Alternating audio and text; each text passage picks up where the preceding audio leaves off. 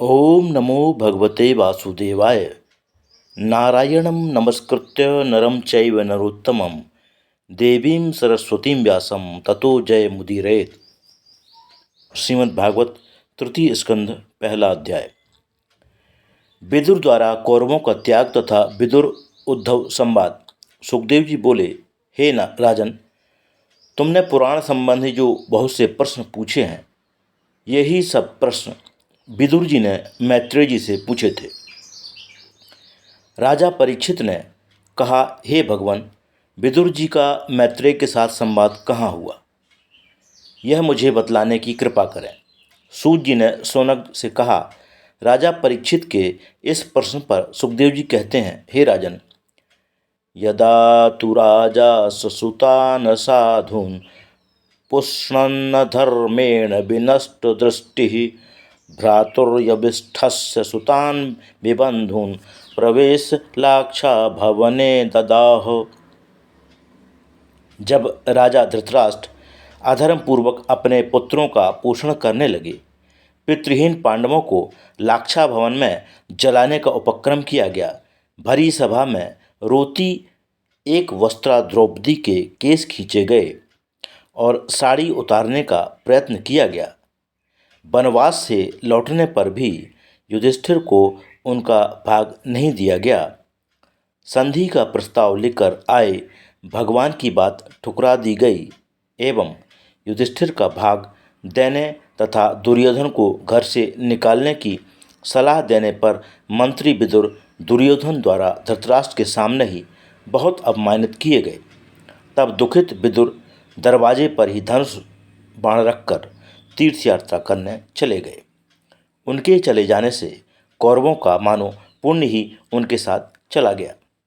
अवधूत वेश से तीर्थ क्षेत्रों में भ्रमण करते हुए विदुर भगवान के प्रीत्यर्थ निरंतर व्रत किया करते थे।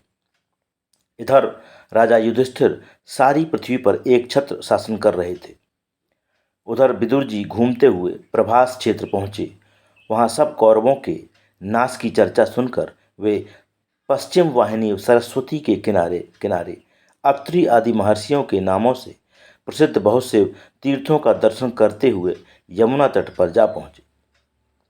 वहाँ उनकी भगवान के अनन्य भक्त उद्धव से भेंट हुई। उद्धव जी के दर्शन से उन्हें अपार हर्ष हुआ। विदुर जी ने प्रेम से उद्धव का आलिंगन कर लिया और बंधुओं का कुशल समाचार पूछा। उन्होंने कहा, हे उद्धव, वसुदेव, देवकी, श्री कृष्ण, उनकी रुक्मिणी आदि पत्नियां और प्रद्युम्न आदि पुत्र तथा सारा परिवार कुशल पूर्वक तो है। राजा युधिष्ठिर, जिनकी सभा की अनुपम शोभा तथा साम्राज्य लक्ष्मी को दुर्योधन सह न सका, श्री कृष्ण अर्जुन के साथ धर्म मर्यादा का यथावत पालन तो करते हैं। जिनके चरणपात को रणभूमि सह न सकी, उन महाबली क्रोधी भीम ने अपने शत्रुओं को धराशायी तो कर दिया। नकुल और सहदेव जैसे गरुड़ ने इंद्र से अमृत का हरण किया था, वैसे ही दुर्योधन से अपना भाग हरण कर सुखपूर्वक तो हैं। पांडवों की माता कुंती, दुर्योधन से अपना पत्नी द्रौपदी आदि सभी आनंदित तो हैं। हे उद्धव, मुझे कर्तव्य से च्युत अपने भाई धृतराष्ट्र पर बड़ा तरस आता है, जिन्होंने अपने दिव्यंगत भाई के साथ उनके पुत्रों को सताकर द्रोह किया और अपने पुत्रों के वशवर्ती होकर मुझे भी राज्य से निकाल दिया। मैं इसे भी भगवान की लीला समझता हूँ और उन्हीं भगवान की कीर्ति का गान करता हुआ तीर्थों में भ्रमण करता हूँ। अब आप कृपया मुझे भगवान की कथा सुनाएं, जिसमें मेरा चित्त शांत हो। वार्ता सखम कीर्तय तीर्थ कीर्ते।